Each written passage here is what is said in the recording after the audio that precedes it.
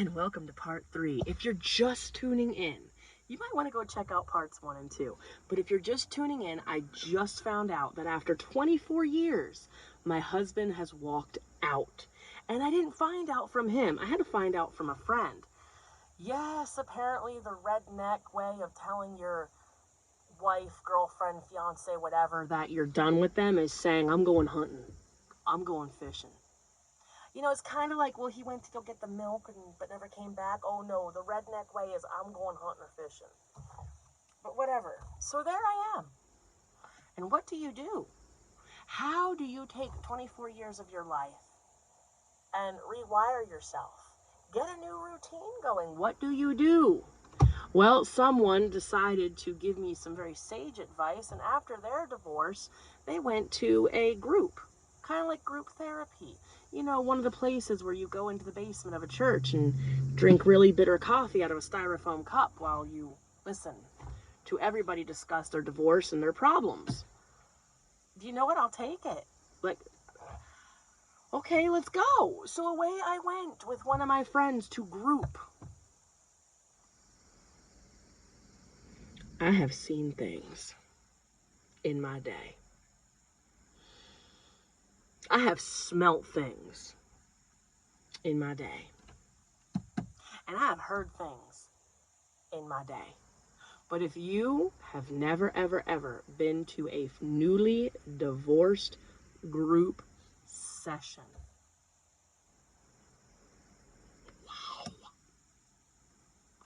wow.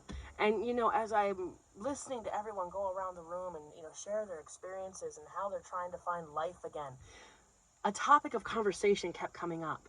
And as I'm sitting there in that group, it actually hit me. Oh my God, I have to date again. Oh my God, I have to date again. What in the hell do I do with that? And I'm sitting there, and all of a sudden, everyone around me, I wasn't paying any more attention. Because all I could think of was, oh my God, one day, yeah, I'm gonna potentially meet somebody. What the hell do I do with them? And I didn't realize that I actually said out loud, what the hell am I gonna do with a boyfriend? And all of a sudden, it was like everyone was looking at me. You know, share your feelings, share your thoughts. I don't want to share my feelings or my thoughts. I want to go home. I want to go home because, what do you mean? What do you mean I might want to? What do you mean? What do you mean? And I'm sitting there and I'm looking at everybody looking at me and I'm like, well, think about it. I'm going to be 40 soon. And I'm going to have to date again. I'm an adult. I'm not a teenager. What excuses do I have exactly? Oh my God, this date is going really bad. You know what? I have soccer practice in the morning. My mom said I had to be home by 9. Yeah, I don't have that. You know, what I'm saving myself for marriage. Yeah, that ship frickin' flown. Y'all, one of these days, I might potentially meet somebody. And I have to date. What the hell do I do with that? You know, I'm 40. I've been a wife. I'm a mother. And I have to behave as a young teenager and learn to date again. And what am I supposed to do with a boyfriend? You know, back when you were young, you know, young and perky and firm. Back when you're young, perky, and firm, and you know, you got a boyfriend and the relationship is new, and you're at his place, and you think all the garbage on the floor is kind of cute. My messy man. And you do his laundry, and you're like, oh, wow, he didn't really wipe that great. Oh, why? Yo, I ain't got that. I ain't got that. I am soon going to be in my 40s. I'm going to go over to my boyfriend's house and be doing his laundry and be like, oh, damn. Oh, maybe he had an upset stomach. Maybe he trusted a shark. Oh, maybe it's IBS. I should call his doctor. Can you realize that? I'm not holding a cute little pair of boxers anymore. I'm holding something much bigger, probably with half the crotch gone, looking at mud flap streaks, wondering, is that Crohn's, IBS, or did he trust a shark? Maybe I should call his doctor for some medication. What am I supposed to do with that? And what do you do with one? And that is what I finally said. What do I do with one? Huh?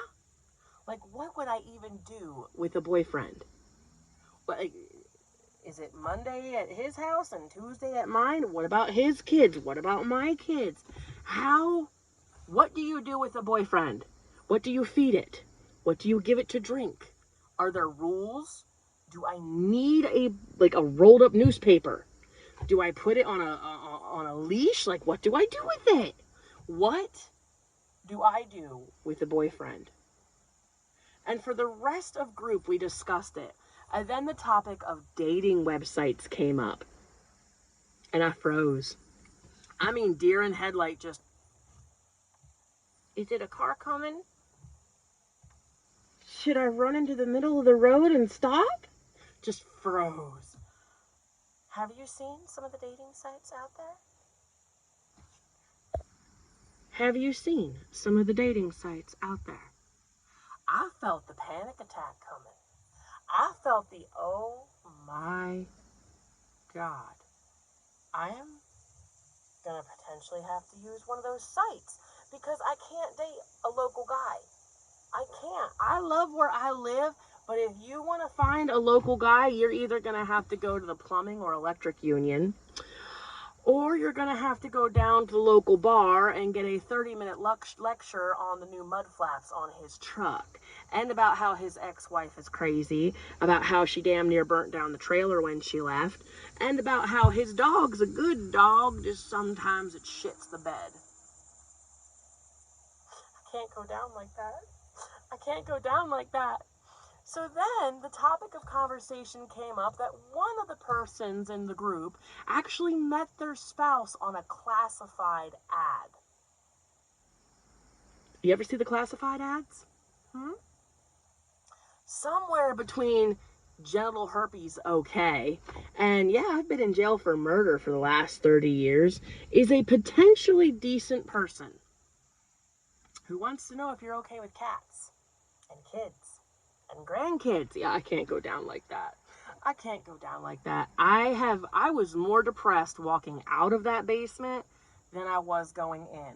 Because the reality is hitting me that if I ever do decide to date again, oh my God, the choices that I have. And it's not even pretty. And I'm gonna be honest with you guys, I'm trying not to cry. I'm trying not to cry because all I can picture is crotch-ripped, mud flap streaked boxers, crazy baby mamas, kids that aren't mine, and where am I gonna find anybody? And I get to my car and I'm starting to get into my car and I hear, miss? And I looked up and it's one of the guys from group. He's like, you know, I heard what you said and I can understand how you feel. Really? Yeah, me and my wife were together about 20 years. Oh, what happened? And he's slowly coming around the front of my car, very slowly.